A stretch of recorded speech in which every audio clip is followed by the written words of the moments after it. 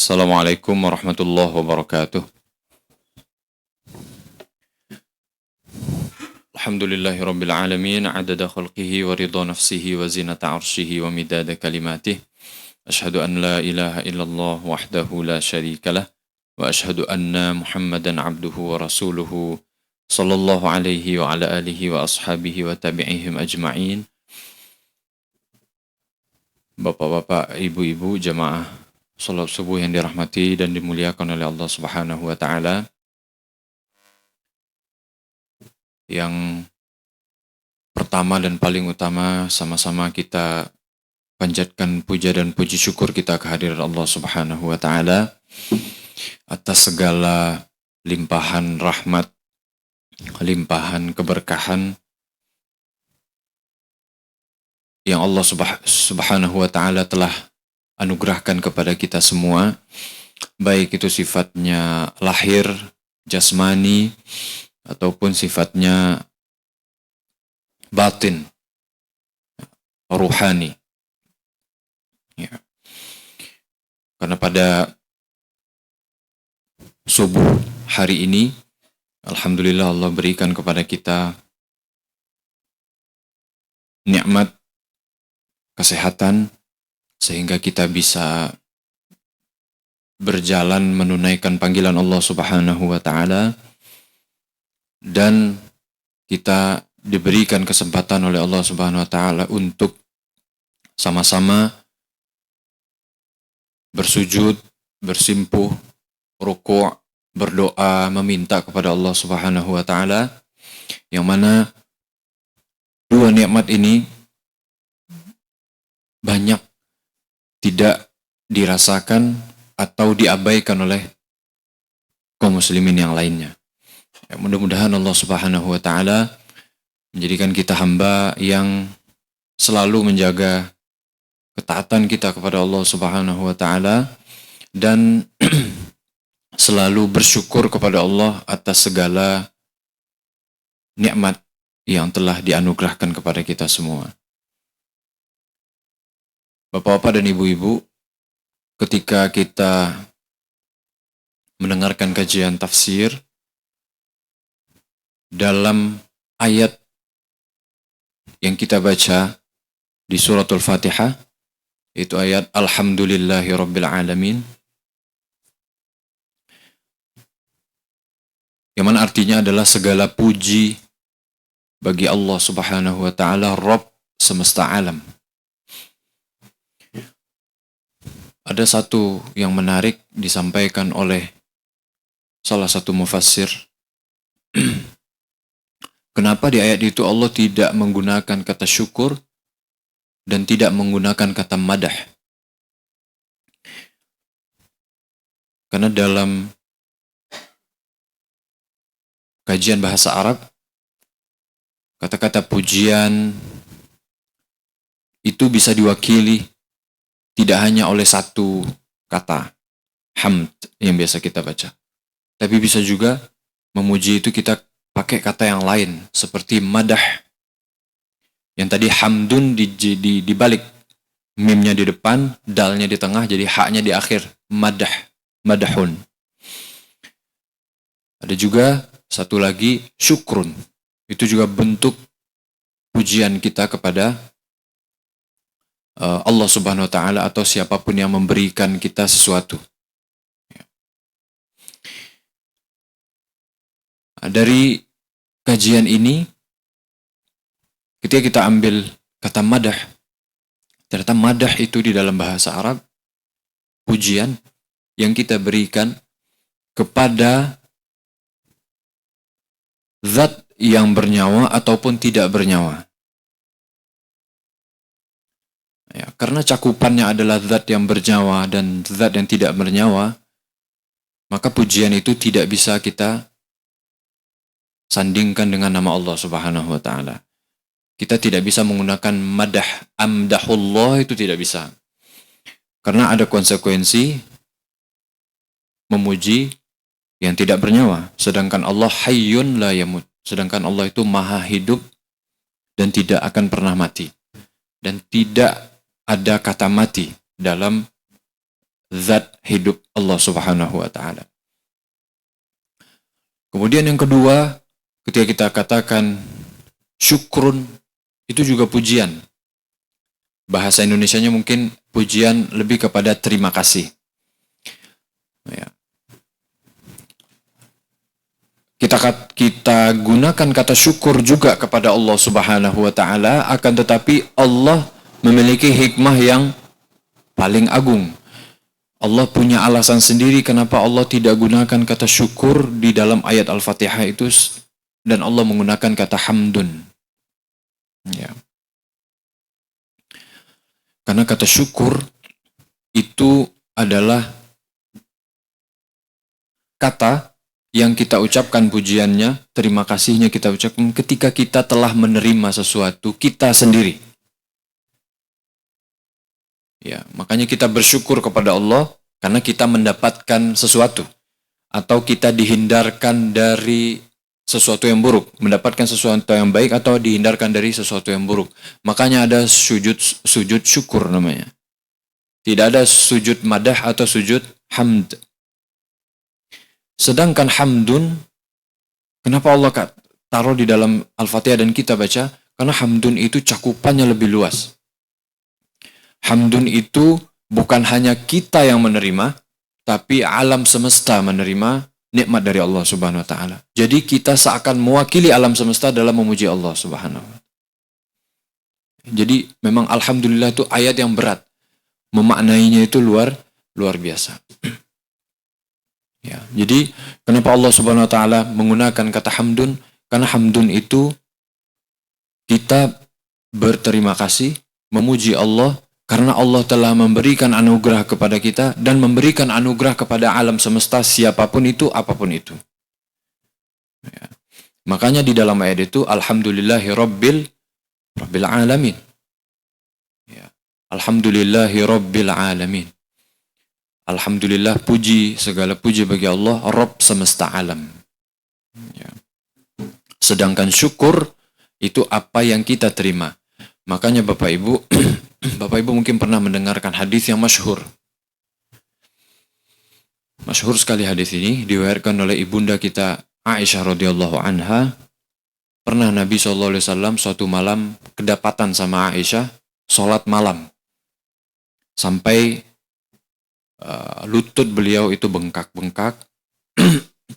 Ya tawarram qadamah, kakinya itu bengkak-bengkak saking mungkin karena naik turun ya, namanya ruku sujud, apalagi umur Nabi ketika Nabi sudah menikah dengan Aisyah itu kan di atas 50 tahun sudah. Jadi bukan lagi umur seperti saya 30 tahun, 40 tahun atau 20 tahun, bukan umur muda lagi. Ya. Aisyah radhiyallahu anha bertanya kepada Nabi SAW, "Wahai Nabi, kenapa engkau melakukan ini?" Padahal, kata Aisyah radhiyallahu anha, padahal laqad ghafarallahu laka ma taqaddama min dzambika wa ma ta'akhkhar. Padahal Allah itu sudah mengampuni. Jadi anugerah apa lagi yang ada di atas itu? Kepada pribadi engkau, diri engkau, Allah itu sudah mengampuni. Anugerah terbesar Allah yang telah Allah berikan kepadamu adalah Allah ngampuni dosamu, apa yang telah lalu dan apa yang akan datang. Ya. Jadi Aisyah menanyakan dan menyatakan bahwa Nabi SAW, Rasulullah SAW telah menerima nikmat yang agung. Dirinya telah menerima nikmat itu. Apa kata Nabi SAW? Afala akunu abdan syakuran. Tidak bolehkah, ya bahasanya mungkin seperti itu. Emang nggak boleh saya itu menjadi hamba yang banyak bersyukur. Ya. Jadi itu dalilnya bahwa syukur itu berkaitan dengan apa yang telah diterima oleh diri kita. Apa yang telah kita terima langsung dari Allah Subhanahu wa taala. Ya, sedangkan hamdun apa yang telah diterima oleh alam semesta. Jadi bukan diri kita saja. Ya. Terkait tadi dengan hadis tentang Nabi SAW bersyukur kepada Allah dan melaksanakan ibadah sunnah, ya, ibadah tahajud. Ya. Ada seorang syekh menyusun sebuah kitab yang di dalam kitab itu terdapat hadis-hadis tentang ibadah-ibadah sunnah. Ya, jadi dalam rangka kita bersyukur kepada Allah Subhanahu wa taala, kita melakukan ibadah sunnah. Makanya banyak jamaah ketika ditanya kenapa banyak beramal, ya, kenapa kita banyak beramal, menambah misalkan setelah sholat wajib atau sebelum sholat wajib kita rutinkan sholat rawatib misalkan. Ada juga yang rutin sholat duha, ada yang rutin sholat tahajud, itu dalam bab sholat. Dalam bab puasa ada yang rutin puasa sunnah, ya. Dalam bab zakat ada yang rutin sedekah sunnah, ya, bukan zakat tapi bukan sedekah wajib atau zakat tapi sedekah sunnah. Dalam bab rukun Islam yang lain misalkan umroh, haji, umroh, banyak yang melakukan umroh sunnah, umroh lagi misalkan. Ya. Kebanyakan kaum muslimin menjawab pertama agar memperbanyak amal ibadah, memperbanyak pemberat timbangan kita kelak di akhirat. Ya. Dan itu benar. Dan jawaban yang kedua adalah kenapa kita melakukan ibadah sunnah? Karena kita bersyukur kepada Allah Subhanahu wa taala sebagaimana Nabi SAW bersyukur. Ya. Walaupun mungkin kesyukuran kita kepada Allah itu tidak akan menyamai kesyukuran Nabi SAW. Tapi paling tidak kita iqtida li sunnati Nabi SAW. Kemudian ada yang ketiga. Dan ini jawaban yang disampaikan oleh Syekh dalam muqaddimahnya dalam kitab ini. Kitab ini namanya Tadhkirul Ghafil Bifadlin Nawafil. Li Syekh Abdullah Jarillah bin Jarillah. Ya, Tadhkirul Ghafil, pengingat orang-orang yang lupa bifadlin nawafil, dengan keutamaan nawafil itu amalan-amalan sunnah. Dan beliau menjabarkan di situ mulai dari sholat, sholat sunnah, puasa sunnah. Ada bab-bab yang di situ ada hadis-hadis yang disadur yang diambil dari kitab-kitab hadis sahih. Ya. Apa jawaban yang ketiga ini? Jawaban yang ketiga ini adalah jawaban yang sangat relevan dengan ibadah yang kita lakukan. Ya, apa itu relevansinya? Bahwa ibadah yang kita lakukan itu tidak akan pernah sempurna. Ya, kita manusia biasa, kita bukan nabi, kita bukan sahabat nabi, kita bukan tabi'in, kita bukan tabi'ut tabi'in. Kita adalah manusia yang hidup di akhir zaman. Ya.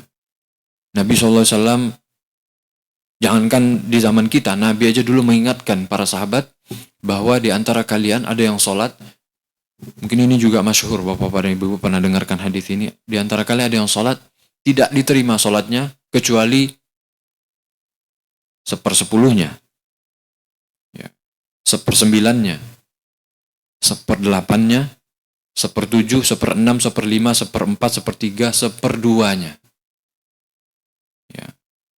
Al-Imam Syafi'i kalau tidak salah, ada ulama yang mengatakan 1/2 itu tidak akan didapatkan kecuali oleh wali Allah Subhanahu wa taala. Ya. Jadi nasib kita, porsi kita dari 1/3 sampai terakhir. Bahkan di hadis itu, di riwayat yang lain dikatakan, bahkan ada yang sholat tidak diterima sholatnya. Apa faktornya? Banyak. Dalam bab tazkiyatun nufus, dalam hati bisa jadi faktornya pertama bisa jadi dia melakukan itu bukan karena Allah Subhanahu wa taala. Bisa jadi dia melakukan amalan itu karena selain Allah. Karena orang tuanya, karena mertuanya, karena orang-orang yang ingin dia dapatkan apresiasi dari orang tersebut atau apapun yang kaitannya dengan hati. Ya. Faktor yang lain misalkan dia tidak menyempurnakan rukunnya, bahkan dia mengabaikan rukun-rukunnya. Ya. Nabi SAW dalam bab wudu mengatakan, wailun lil a'qabi minan nar. Ya. Neraka wail bagi orang-orang yang masih yang mengabaikan ketika dia wudu, masih ada anggota wudu yang tidak terkena basuhan air. Jadi wudu asal-asalan. Ya.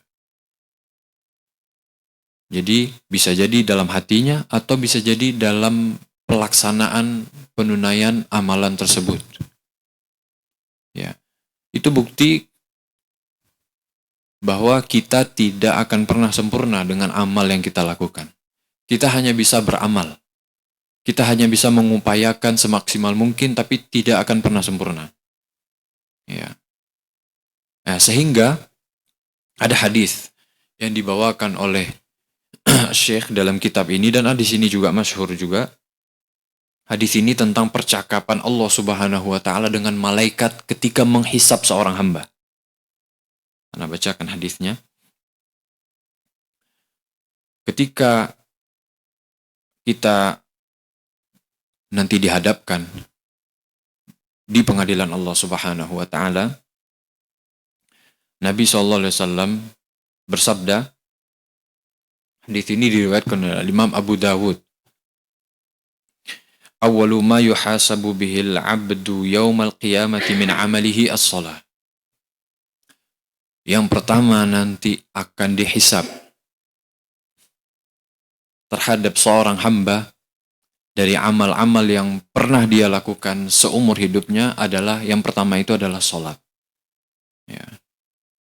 Yang pertama adalah sholat. Kemudian Nabi SAW melanjutkan, fa'in sholahat faqad aflah wa anjah. Jika amal sholatnya itu baik, hitung-hitungannya baik, maka faqad aflaha, maka dia telah beruntung. Ya, itu sebagai barometer.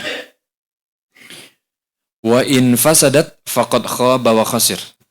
Jika amalan sholatnya itu rusak, amalan sholatnya itu bisa dikatakan tidak bisa diterima oleh Allah Subhanahu wa taala, faqad khaba wa khasir. Faqad khaba wa khasir, maka dia itu telah merugi. Ya, dia itu telah merugi. Tapi kan kalau kita dipenggal sampai di situ saja, mungkin akan lebih banyak kita rasa takutnya dari amalan yang kita lakukan. Takut-takut gak ada yang diterima sama sekali. Ya, malah itu membuat umat Nabi Muhammad bisa jadi gampang putus asa dari rahmat Allah Subhanahu wa taala. Makanya Nabi SAW melanjutkan, gak sampai di situ hadisnya. Nabi melanjutkan apa? Fa inin taqasa minal faridati syai'un. Jika dari yang wajib-wajib itu berkurang syai'un, ya, berkurang setengahnya atau lebih dari setengahnya. Ya, jadi kalau ketika diverifikasi amal itu ternyata untuk diterima itu kemungkinannya kecil dari amal wajibnya. Qala Allahu li malaikatihi, maka Allah Subhanahu wa taala berkata kepada malaikatnya, unzuru hal li 'abdi min tatawwu'. Ya. Wahai para malaikat, lihatlah dari hambaku itu ada enggak min tatawwu', ada enggak amal sunnah yang dia lakukan. Fayakmul bihi ma naqasa minal fariḍah. Au fayukmil bihi. Kemudian si amal sunnah ini melengkapi ma naqasa minal fariḍah, apa yang tadi kurang dari amalan wajibnya. Ya. Tsumma yakunu sa'iru amalihi kadzalik. Kemudian amal-amal yang lain juga ditimbang seperti itu. Ya, jadi di situ ada harapan kita. Ya, walaupun amalan kita itu jauh dari kata sempurna, kita sudah semaksimal mungkin, tapi pasti masih ada aja kekurangan. Allah Subhanahu wa taala memberikan kita kemudahan bahwa dengan amal sunnah yang kita lakukan itu dapat menambah, menyempurnakan kekurangan kita dari amal-amal wajib, baik itu sholat ataupun amal yang lain. Ya, makanya di sini Syekh sangat menekankan bahwa yang dia pandang ketika itu banyak anak muda atau banyak kaum muslimin yang meninggalkan amalan-amalan sunnah. Ya, bukan berarti ketika Syekh itu berbicara tentang amalan sunnah ini, dia hanya berbicara amalan sunnah itu saja. Dalam artian tidak ada keterkaitannya dengan amal wajib. Ya, padahal ketika kita mendengarkan hadis tadi, memang amal wajib kita lakukan, tapi amal wajib itu tidak sempurna. Masih banyak kekurangannya. Sehingga amal sunnah inilah yang menjadi penolong, yang akan membantu menaikkan, mengkatrol amal-amal kita yang kurang tadi. Ya. Jemaah yang dirahmati oleh Allah Subhanahu wa taala, di dalam hadis yang lain juga Allah Subhanahu wa taala dalam hadis qudsi, ya, selain amal wajib itu tadi pertama, selain amal sunnah itu pertama menjadi pemberat timbangan kita, mizan kita nanti di akhirat. Yang kedua, amal sunnah itu bentuk kesyukuran kita kepada Allah, iktidaan, sebagaimana kita mengikuti Nabi SAW. Kemudian yang ketiga, amal ibadah sunnah itu menjadi penyempurna dari amal-amal wajib yang kurang. Yang keempat, amal-amal sunnah itu adalah yang mendekatkan kita kepada Allah Subhanahu wa taala. Ya. Amal-amal sunnah yang kita lakukan itu mendekatkan kita semakin dekat kepada Allah Subhanahu wa taala. Ya. Kita dengan mengamalkan amalan wajib, Allah sudah mencintai kita, insya Allah. Ya. Ketika kita menyempurnakan niat, kita berusaha kita menyempurnakan niat, menyempurnakan rukun dalam amalan yang kita lakukan, itu Allah telah mencintai kita. Bapak sholat misalkan nih, Bapak tadi sholat subuh saja, gak usah sholat 2 rakaat fajar, gak usah tadi sholat witir, gak usah tadi sholat tahajud. Ya. Sholat subuh saja misalkan tadi, tapi dengan subuh yang sempurna itu kita sudah sesempurna mungkin kita sudah dicintai oleh Allah Subhanahu wa taala. Ya. Tapi siapa yang bisa menjamin? Dengan itu saja sudah cukup. Ya. Apalagi kan kita, ya anak pribadi juga mungkin sering merasakan, bapak-bapak juga mungkin sering merasakan. Ketika kita bekerja, kita sering lupa dari Allah Subhanahu wa taala. Tapi ketika kita masuk ke dalam ibadah, kita ingat tuh, selain ibadah tuh kita ingat. Dunia kita ingat, kerjaan kita ingat, keluarga kita ingat, barang yang hilang kita ingat. Saat kita melakukan ibadah. Jadi kurang fair, tidak fair. Kehidupan kita tuh banyak tidak fair. Ya, ketika kita berada di dunia, kita lupa akhirat. Ketika kita berada di akhirat, kita ingat dunia. Ya. Ya. Jadi ketika kita beramal wajib saja itu sebenarnya sudah cukup, tapi siapa yang bisa menjamin?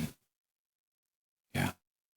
Ketika kita mengamalkan sunnah, mengamalkan amalan-amalan sunnah, penambah amalan-amalan wajib tadi, maka Allah akan semakin mencintai seorang hamba. Semakin mencintai seorang hamba. Karena di dalam hadis qudsi ini, Nabi SAW bersabda, Fima yarwihi an rabbih, yang diriwayatkan dari Rabbnya. Ini hadis qudsi. Wa ma taqarraba ilayya abdi bi syai'in ahabba ilayya mimma fturidat alaihi. Allah berfirman, Wa ma taqarraba ilayya abdi bi syai'. Tidaklah hambaku mendekatkan diri kepadaku dengan sesuatu ahabba ilayya, yang mana sesuatu itu lebih aku cintai. Mimma fturidat alaihi atau mimma ftaradtu alaihi, dari apa-apa yang telah diwajibkan atasnya, apa-apa yang telah aku wajibkan atasnya, atas hamba tersebut. Ya. Jadi itu tadi, ketika kita melakukan amal wajib saja itu sudah cukup sebenarnya, kalau kita melakukannya dengan sempurna. Ya. Itu sudah membuat kita dicintai oleh Allah Subhanahu wa taala. Akan tetapi Allah menceritakan wala yazalu abdi, akan tetapi hambaku la yazal, masih saja. La yazalu abdi yataqarrab, tapi dia masih saja menambahkan taqarrubnya, menambahkan pendekatannya kepadaku, ibadahnya kepadaku dengan bin nawafil. Disebutkan dalam hadis ini bin nawafil. Allah katakan bin nawafil dengan amalan-amalan sunnah. Dengan amalan-amalan nafilah.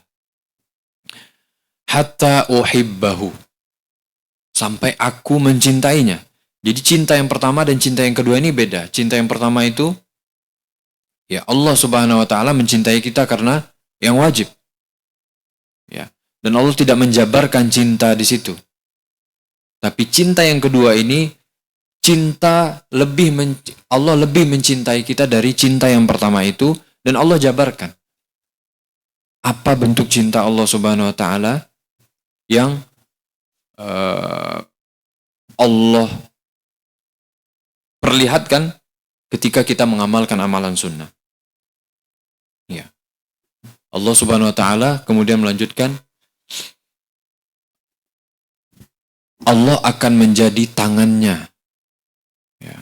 Allah akan menjadi kakinya ketika dia melangkah. Allah akan menjadi tangannya yang mana dia beraktivitas dengan itu. Ya. Di situ Allah jabarkan, tapi maksudnya adalah Allah akan menyertai dia dalam segala aktivitas yang dia lakukan. Allah tidak akan meninggalkannya. Ya. Sehingga Allah seakan-akan menjamin apa yang dia lakukan aku ridhoi. Ya. Kemudian di akhirnya mengatakan Allah Subhanahu wala in sa'alani la u'tiyannah wala in ista'adzani la u'idhannah. Kalau dia meminta kepadaku, aku akan langsung kasih. Aku akan kasih, aku pasti kasih. La u'tiyanna. Sungguh aku pasti akan kasih. Wala in ista'adzani la u'idhanna. Kalau dia memohon perlindungan kepadaku, maka aku akan lindungi. Itu kata Allah Subhanahu wa taala. Ya, jadi yang keempat ini tadi, ketika kita mengamalkan sunnah, mengamalkan amalan-amalan selain amalan wajib yang disebutkan tadi, amal nawafil, amal nafilah, maka amal-amal ini akan menjadikan Allah Subhanahu wa taala semakin mencintai kita dan akan menyertai kita di dalam kehidupan kita. Baik ranah kehidupan kita itu di keluarga, baik ranah kehidupan kita itu di tempat kita bekerja, baik ranah kehidupan kita itu di lingkungan kita bertetangga, Allah Subhanahu wa taala akan menyertai kita. Ya. Doa yang bapak-bapak dan ibu-ibu baca biasanya, kan kita tuh tidak mau ditinggalkan oleh Allah Subhanahu wa taala walau sekejap mata. Ya. Zikir pagi atau zikir petang biasanya ada zikir Allahumma aslih li sya'ni kullah wa la takilni ila nafsi tarfata ain. Ya. Ya Allah, perbaiki segala urusanku wala takilni ila nafsi tarfata'in, dan jangan engkau tinggalkan aku walau sekejap mata. Ya. Kalau kita lupa baca doa itu, maka amalan sunnah kita akan menjadi doa. Ya. Karena dengan amalan sunnah itu kita mengharap Allah itu mencintai kita dan menyertai kita dalam setiap langkah, dalam setiap aktivitas yang kita lakukan. Ya, sehingga aktivitas yang kita lakukan itu diridhoi oleh Allah Subhanahu wa taala dan menjadi amal yang diterima di sisi Allah Subhanahu wa taala. Ya. Baik. Amalan sunnah, ya kalau ada kesempatan nanti kita akan teruskan kitab ini. Anak akan ambil satu saja.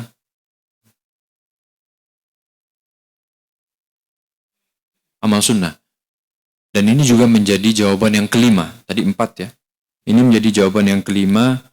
Ketika kita mengamalkan amalan sunnah, Allah Subhanahu wa taala akan memberikan kepada kita surganya kelak di akhirat.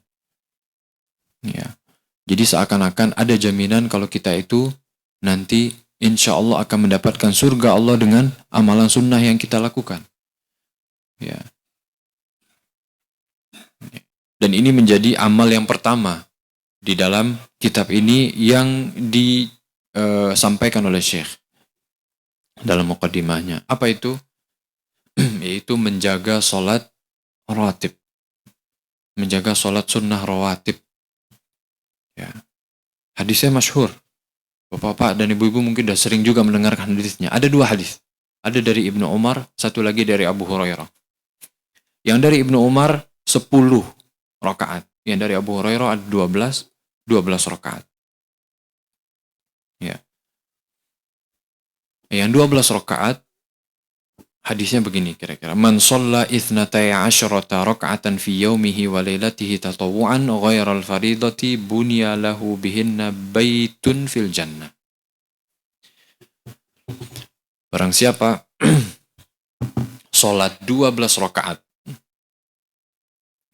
fi yaumihi wa lailatihi di siang dan malamnya, tatawwu'an, salat yang dia lakukan 12 rakaat itu adalah salat tatawwu', salat nafilah, salat sunnah. Bunyalahu min ghairil faridah, selain faridah, selain salat wajib, bunyalahu bihinna baitun fil jannah. Maka dia akan dibangunkan oleh Allah Subhanahu wa taala rumah di surga. Hadis ini diriwayatkan oleh Al-Imam At-Tirmidzi. Nah, dikatakan bahwa 12 rakaat itu apa saja? 12 rakaat itu arba'un qabla zuhri, 4 rakaat sebelum zuhur, raka'atani ba'daha, 2 rakaat setelah zuhur, wa raka'atani ba'dal maghrib, 2 rakaat setelah maghrib, wa raka'atani ba'dal isya, 2 rakaat setelah isya, wa raka'atani qabla al-fajr, dan 2 rakaat sebelum salat fajar. Ya. Jadi ketika seorang yuhafiz, dia itu menjaga istiqomah dalam melakukan salat ini 12 rakaat dalam sehari, maka Allah Subhanahu wa taala akan membangunkan buatnya surga. Allah akan bunyalahu baitun fil jannah. Akan dibangun buat dia rumah di surga. Ya. Jadi Allah Subhanahu wa taala seakan-akan ada jaminan kita udah punya rumah nanti di surga ketika kita menjaga 12 rakaat ini. Ya. Bapak-bapak dan ibu-ibu, Al-Imam Ibnu Qayyim mengingatkan Nabi itu paling tidak satu hari itu 40 rakaat. Nabi itu paling tidak sholat dalam satu hari itu 40 rakaat. Imam Ibnu Qayyim mengatakan seperti itu. Paling tidak 40 rakaat. 17 rakaat dia lakukan sholat wajib.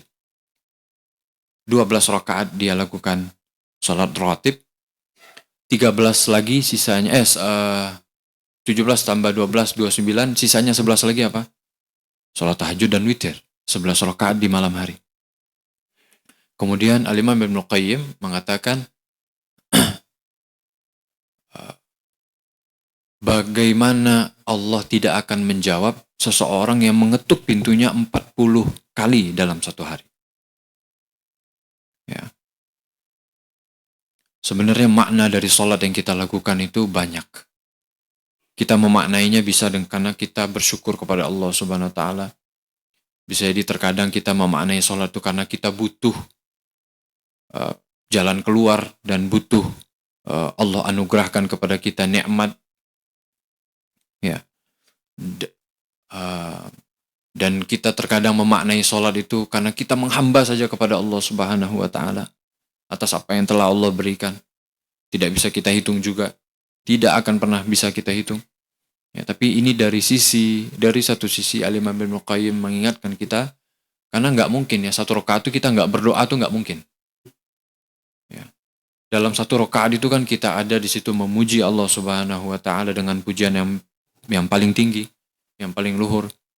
Kita berzikir, bertilawah, membaca Al-Quran, membaca Al-Fatihah, membaca surat. Kemudian kita mensucikan Allah Subhanallah pasti kita baca. Dan yang pasti juga kita berdoa. Pasti dalam satu rakaat itu kita pasti ada berdoanya. Ya. Ketika kita membaca Al-Fatihah saja kita sudah ada doanya di situ. Apalagi kita nanti dalam keadaan sujud, duduk antara sujud itu hampir itu semuanya bisa dikatakan doa. Duduk antara sujud full doa. Duduk antara dua sujud itu nggak ada pujian kan yang kita baca. Full doa. Ya. Makanya Imam Nuqai mengatakan, kalau orang memaknai sholatnya karena dia merasa butuh, dan itulah kita, itulah makhluk. Kita itu bergantung hanya kepada Allah Subhanahu wa taala. Ketika itu dominan dalam pikirannya, dominan dalam perasaannya, saat dia melaksanakan ibadah, dia menunaikan sholat, maka bagaimana Allah tidak akan mengijabah? Bagaimana Allah tidak akan membuka pintunya ketika pintu itu diketuk sampai 40 kali? Ya. Jadi yang kelima, Allah Subhanahu wa taala akan membangunkan buat kita surga di akhirat. Dan yang keenam, Imam Nuqai mengatakan ketika kita melakukan sholat sunnah, ketika kita memperbanyak sholat sunnah, memperbanyak sholat, memperbanyak sujud, memperbanyak doa dengan sholat yang kita lakukan, maka insya Allah ta'ala Allah akan mengijabah doa yang kita panjatkan, kebutuhan yang kita utarakan kepada Allah Subhanahu wa ta'ala. Ya, itu saja sebagai muqaddimah dari kitab ini. Di kesempatan yang lain, jika Allah masih berikan kepada kita kesempatan untuk saling belajar dan saling sama-sama mengkaji, kita akan teruskan kitab ini. Kita akan teruskan pembacaan hadis-hadis dan syarah dari Syekh Hafizahullah Ta'ala dari hadis-hadis yang beliau susun di dalam kitab Tadhkirul Ghafil Bifadlin Nawafil. Ya, mungkin itu. Jika ada pertanyaan atau istifsar dari bapak-bapak, insya Allah Ana akan jawab semampu Ana yang bisa Ana sampaikan. Itu saja. Akhiru da'wa alhamdulillah wassalatu wassalamu ala rasulillah. Assalamualaikum warahmatullahi wabarakatuh.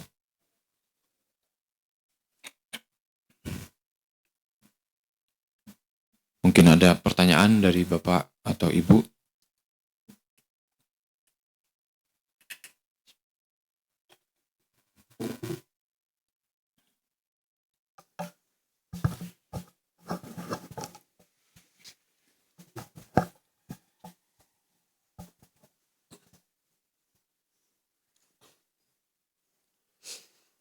Assalamualaikum warahmatullahi wabarakatuh.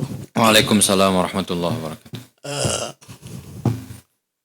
Begini Ustaz, tadi dikatakan bahwa sholat wajib kita khususnya untuk umat akhir zaman ini kemungkinan diterimanya sedikit gitu ya. Artinya tadi dibilang ada 1/10 dan seterusnya itu. Kemudian itu bisa disebabkan karena niat atau kemungkinan karena ada keinginan untuk diperhatikan orang dan sebagainya. Masya Allah, ya. Bagaimana tentang misalnya masalah khusyuk dalam sholat? Itu pertama.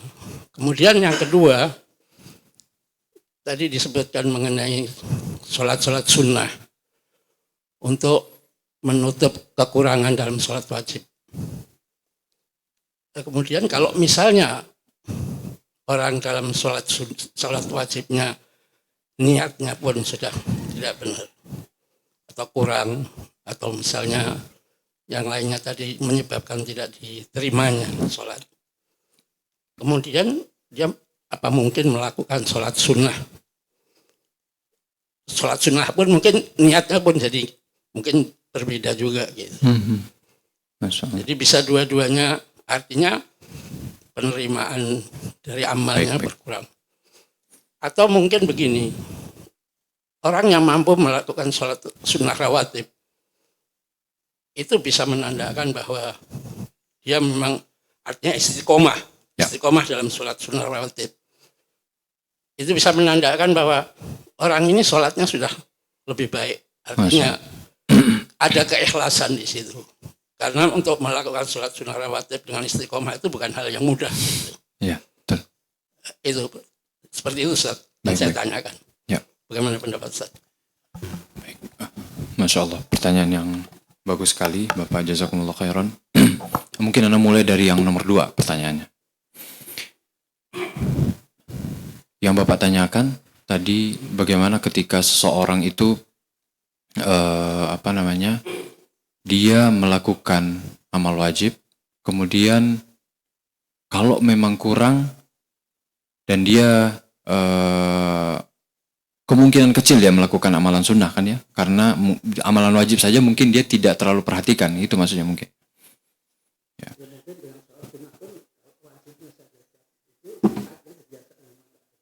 Benar. Masya Allah. Ini kembali memang kepada kesadaran dari setiap hamba. Bapak. Jadi hadis ini akan dapat diamalkan oleh hamba yang benar-benar dia menyadari kebutuhannya terhadap penyempurna amal. Jadi bukan orang dengan kesadaran yang tidak benar-benar sadar. Ya, ketika seorang hamba melakukan amal, itu kan dia butuh kesadaran di awal amal, di tengah amal, bahkan di akhir amal, sampai di akhir amal.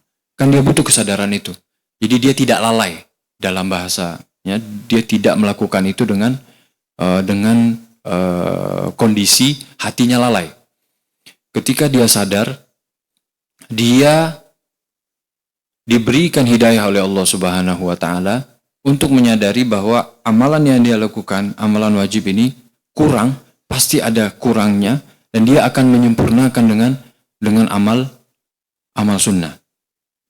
Jadi sebenarnya balik kepada pribadi masing-masing. Ya, ketika dia bisa menghadirkan hatinya, ketika dia bisa menghadirkan, dia berusahakan menghadirkan hati itu bukan hal yang mudah juga sebenarnya. Ya. Menghadirkan hati itu bukan hal yang mudah. PR kita banyak. Ada ulama yang mengatakan ketika seseorang itu melakukan amal, dia harus berusaha untuk ikhlas. Dia enggak mencari kebutuhan selain Allah Subhanahu wa taala. Dia tidak mencari tujuan selain Allah Subhanahu wa taala dengan amalnya. Dan itu kan pergolakan yang luar biasa di dalam hati. Emang habis sampai di situ PR-nya? Belum selesai. Ketika kita sudah merasa kita tidak menginginkan selain Allah Subhanahu wa taala, ada PR lagi, bahwa keikhlasan kita itu bukan dari kita. Ya, keikhlasan kita itu Allah yang kasih. Tabarri. Kita melepas diri. Karena itu bukan kuasa kita. Tidak boleh kita juga merasa itu kita yang usahakan. Itu kan berlapis-lapis itu PR kita. Ya, jadi ketika seorang hamba itu dia menyadari, Allah akan mudahkan. Ya, Allah akan mudahkan dalam niatnya, Allah akan mudahkan dalam penunaiannya. Tapi yang penting dimulai dari dia dulu. Ya, kalau kondisinya memang orang itu tidak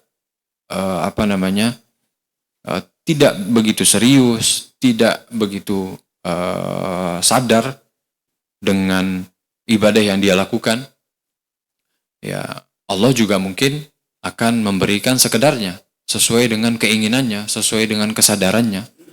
Ya, itu kira-kira yang pertanyaan yang nomor 2. Jadi kalau misalkan amalan sunnah yang dia lakukan itu dengan kesadaran bahwa Allah Subhanahu wa taala, dia memohon kepada Allah agar disempurnakan amalnya, ya, maka itu yang kita inginkan, yang kita harapkan. Nah, jika ada orang yang melakukannya setengah-setengah saja, bisa jadi dia akan mengabaikan, tidak melakukan ibadah sunnah itu. Ya. Kemudian pertanyaan yang pertama tadi tentang khusyuk, ya Pak. Khusyuk itu nikmat yang luar biasa yang kita terima di dalam amalan ibadah yang kita tunaikan, terutama dalam ibadah sholat. Ya. Dan khusyuk itu nikmat dalam artian kita mengusahakan, kalau di dalam kitab Imam Ibnu Jauzi rahimahullah ta'ala dalam Mukhtasar Minhajul Qasidin itu mengatakan untuk mendapatkan khusyuk itu paling tidak tuh ada beberapa formula. Ya. Yang pertama, ihdharul qalb. Dia menghadirkan hatinya. Hatinya tidak kemana-mana, tidak pecah kemana-mana. Mikirin dunia, mikirin pekerjaan, mikirin rumah ketika dia menunaikan sholat. Kemudian yang kedua, at-tafahum li ma'nal kalam. Dia bisa memahami apa yang dia baca. Ya. Dia bisa memahami apa yang dia baca. Ya. Jadi kalau ketika kita ingin khusyuk dalam sholat, paling tidak dua itu kita usahakan setiap kita menunaikan sholat. Kita evaluasi setiap kita selesai sholat. Tadi bagaimana saya menghadirkan hati, tadi bagaimana saya memahami apa yang saya baca. Ya. Mungkin kalau menghadirkan hati saja itu sudah berat. Tambah lagi memahami apa yang kita baca. Tambah lagi kita bukan orang Arab juga yang tidak bisa benar-benar memahami apa yang kita baca dari tilawah itu. Tapi ada ulama yang mengatakan paling tidak dia tahu makna umum dari apa yang dia baca. Dia misalkan berdoa dulu antara dua sujud, Rabbighfirli warhamni. Misalkan riwayat Imam Ahmad, Rabbighfirli warhamni wajburni warfa'ni warzuqni wahdini. Misalkan ada 6 doa itu. Mungkin Bapak ada yang riwayat yang lain, gak ada masalah. Itu riwayat Imam Ahmad. 6 doa itu paling tidak kita ngerti itu apa yang kita minta dari setiap doa. 1, 2, 3, 4, 5, 6. Mana umumnya saja. Ini letterlock mungkin kita nggak ngerti nih. Lupa misalkan. Tidak hadir dalam pikiran kita saat kita mengucapkan itu. Ya. Paling tidak kita memaknainya dengan makna umum yang kita tahu dari doa itu. Jadi al-ihdharul qalb menghadirkan hati, kemudian at-tafahum li ma'nal kalam. Ya. Jadi khusyuk yang antum tanyakan tadi, Pak. Ya, itu yang bisa kita usahakan. Khusyuk itu kita terima dari Allah Subhanahu wa taala. Ya, ketika kita sudah mengusahakan itu, mudah-mudahan pahalanya juga amalan kita itu diterima oleh Allah Subhanahu wa taala. Kemudian di dalam amal itu kita merasakan nikmatnya amal berupa khusyuk, nikmatnya salat berupa khusyuk. Sehingga ketika kita memohon, kita merasakan kita butuh, kita merasakan Allah itu adalah tempat kita meminta. Karena terkadang kita merasa butuh, tapi kita tidak merasakan benar-benar bahwa Allah itu tempat kita meminta. Kepadanya kita meminta.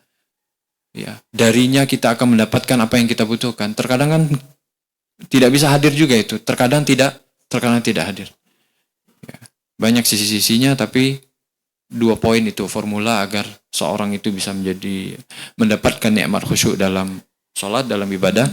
Paling tidak dia menghadirkan hati dan memahami apa yang dia ucapkan. Ya, itu saja mungkin. Mudah-mudahan menjawab pertanyaan tadi. Mungkin ada bapak-bapak yang lain. Ibu-ibu, fadhal. Waalaikumsalam warahmatullahi wabarakatuh.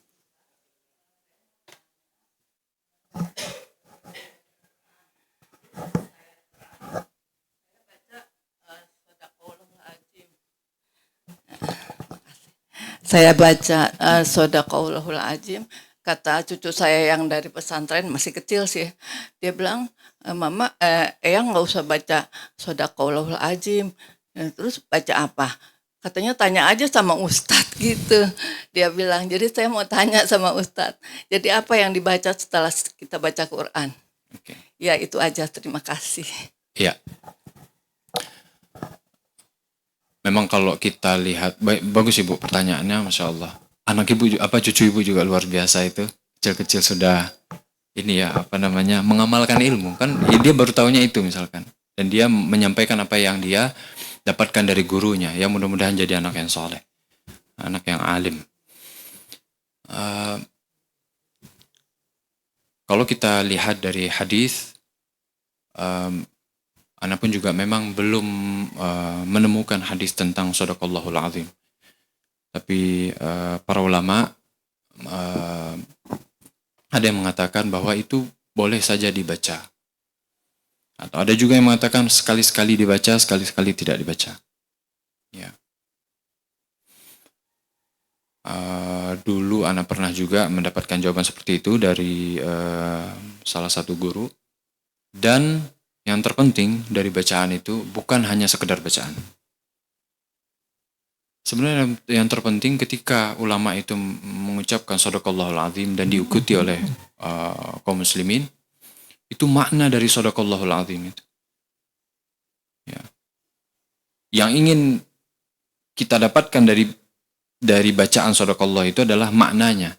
Kita benar-benar membenarkan apa yang Allah firmankan. Ya. Mungkin kalau orang yang membaca Al-Quran, kemudian dia khusyuk ya bacanya, kemudian dia mengerti maknanya alur cerita yang Allah ceritakan dalam, misalkan dia membaca satu cerita, kemudian sampai di akhir cerita itu dia baca shadaqallahul azim, mungkin bisa dia akan nangis. Maha benar Allah. Mungkin dia compare dengan kehidupan dia sehari-hari, sangat relate misalkan, sangat nyambung dengan kehidupan dia dari cerita itu. Oh berarti benar ya Allah berkata ini dalam Al-Quran, tidak benar-benar terjadi. Ya, karena dalam Al-Quran satu huruf pun tidak ada yang sia-sia. Ya, tapi ketika ngelihat dari sisi cerita misalkan, dan dia compare dengan kehidupan dia dan nyambung, dan dia merasakan itu, dia katakan shadaqallahul azim, mungkin dia akan menangis. Ya. Jadi sebenarnya shadaqallahul azim itu pengantar agar kita merasakan sebenarnya Allah itu maha benar dengan segala yang dia firmankan. Itu pengantar. Ya. Ya. Terkadang apa yang kita lakukan dengan fisik itu kan mengantarkan apa yang kita rasakan di dalam hati. Jadi itu untuk mengingatkan kita. Ya. Ya. Jadi sekali-sekali ibu baca, tidak masalah. Insya Allah Ta'ala. Gak apa-apa ibu. Memang kalau dari hadis tidak ada, tapi para ulama banyak yang membolehkan itu untuk dibaca. Ada lagi yang lain? Siap. Bismillah. Assalamualaikum warahmatullahi wabarakatuh. Waalaikumsalam. Ini Ustaz, ada anak muda yang bertanya. Jadi dia terbiasa dari sejak kecil sudah menjalankan sholat, kemudian ibadah-ibadah seperti tilawah dan sebagainya. Tapi pada satu titik dia bertanya, sepertinya yang dia lakukan itu semacam udah biasa saja gitu, tanpa ada makna, kata ya, seperti itu. Jadi bagaimana di usia muda membangun rasa itu sehingga lebih bermakna dalam menjalankan ibadah, itu yang pertama. Yang kedua tentang masalah ihsan. Apa ibu? Ihsan. Ya, ihsan. Jadi gini, kalau mungkin ya di masa muda kita dengan kesibukan duniawi sehingga banyak keterbatasan dalam menjalankan ibadah. Tapi ketika tua juga banyak keterbatasan karena dikuranginya kesehatan, misalkan yang semula bisa berdiri tegak kemudian duduk dan sebagainya, atau mungkin atahiyat yang semula posisi begitu jadi sekenanya gitu. Jadi bagaimana, apakah dari sisi maknawiyahnya atau lebih ke persyaratan rukun dan sebagainya, itu aja barangkali. Baik. Yang pertama, Masya Allah ibu, pertanyaan luar biasa. Ya hari ini Masya Allah pertanyaan-pertanyaannya, saya tidak keluar materi ya. Kita bagus tuh pertanyaan di dalam materi, jadi kita kupas. Barangkali ada penyampaian yang belum Ana sampaikan. Ya. Bagus, tadi ada anak muda yang pada satu titik dia merasakan bahwa yang dia lakukan selama ini itu seakan-akan tidak ada makna. Kira-kira begitu ya ibu?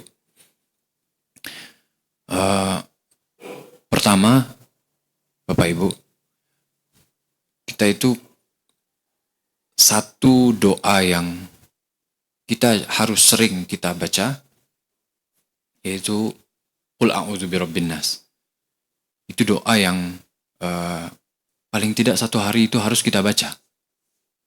Apa doa yang ada di dalam itu? Jadi kan ada dua ya, mu'awwidzatain. Dalam Al-Quran itu kan disebut mu'awwidzatain. Dua surat yang itu tuh untuk kita berlindung kepada Allah. Kalau Al-Falaq, isinya adalah kita berlindung dari eksternal. Isinya kan apa? Berlindung dari sihir, berlindung dari hasad dan lain sebagainya. Dibuka juga di dalam itu dengan segala keburukan yang Allah ciptakan kan. Segala keburukan yang Allah ciptakan di bumi ini. Ya, yang membahayakan kita kan, itu Al-Falaq. Yang kedua adalah An-Nas. An-Nas itu isinya kita memohon kepada Allah dari keburukan yang ada di dalam diri. Ya. Was-was, ya. Salah satunya. Dan itu salah satu bahaya yang besar. Ya. Ketika tadi yang disampaikan oleh Ibu itu anak muda yang berkesimpulan seperti itu kesimpulannya kesimpulan was-was.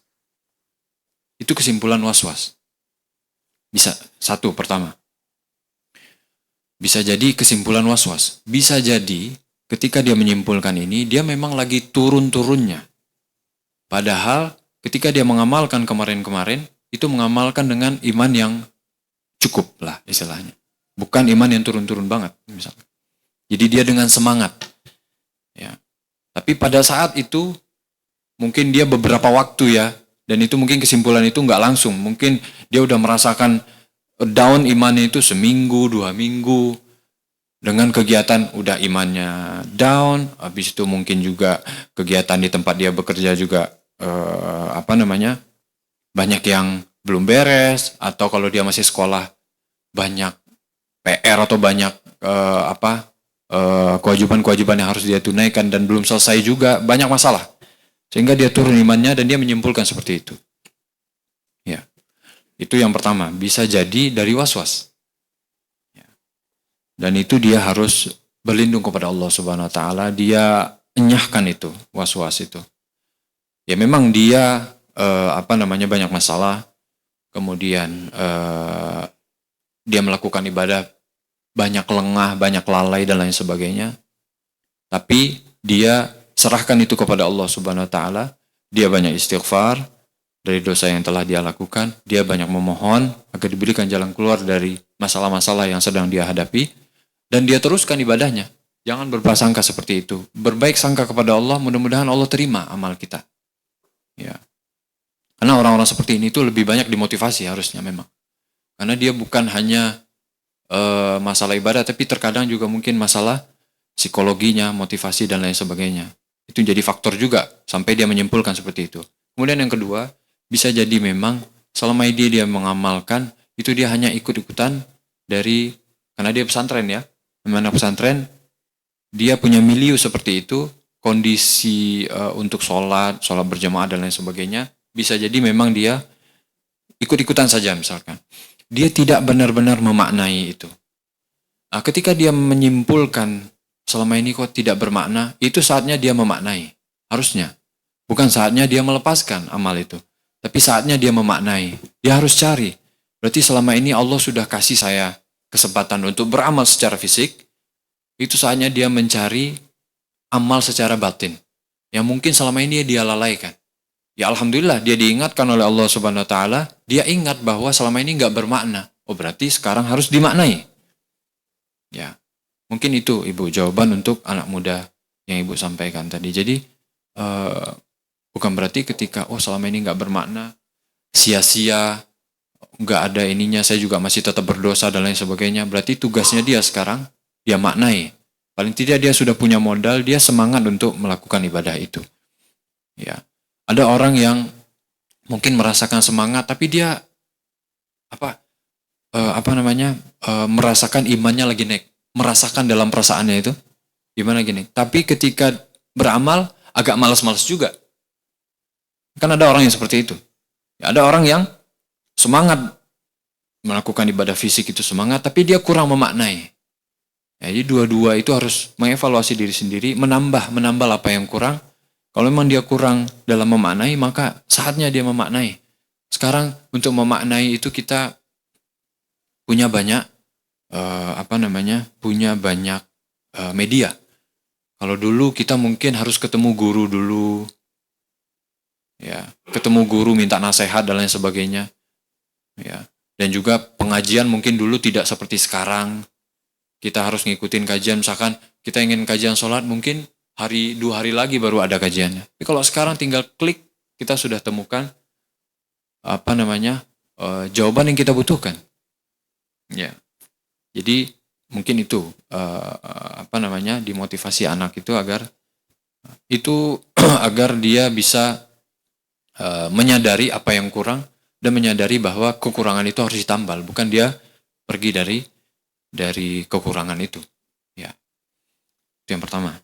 pertanyaan anak muda itu tadi. Kemudian yang kedua tentang ihsan, ya Bu. Makom ihsan dalam hadis Jibril itu kan ada dua makom. Yang pertama muraqabah, yang kedua musyahadah.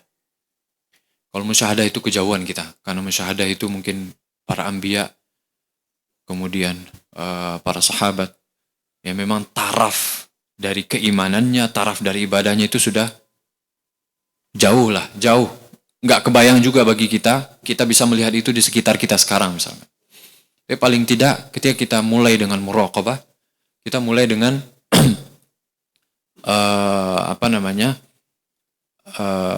merasa diawasi oleh Allah Subhanahu wa taala.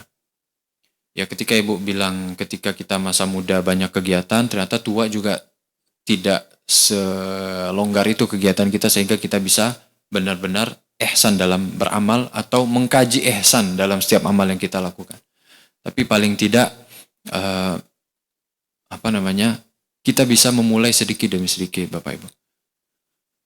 Ya, mulai sedikit demi sedikit. Kita mulai dengan amal-amal yang biasa kita lakukan. Kita hadirkan hati. Ya, kita hadirkan hati. Kita berusaha menghadirkan hati ikhtiar, kemudian kita meminta kepada Allah Subhanahu wa taala agar diberikan jalan itu.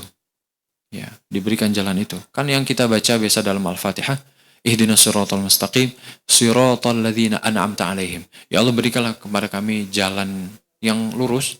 Jalan siapa? Alladzina an'amta alaihim. Jalan yang Engkau berikan kepada mereka-mereka yang Engkau anugerahkan.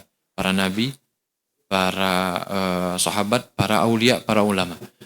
Ya, mudah-mudahan kita merasakan itu dan kita mulai sedikit demi sedikit.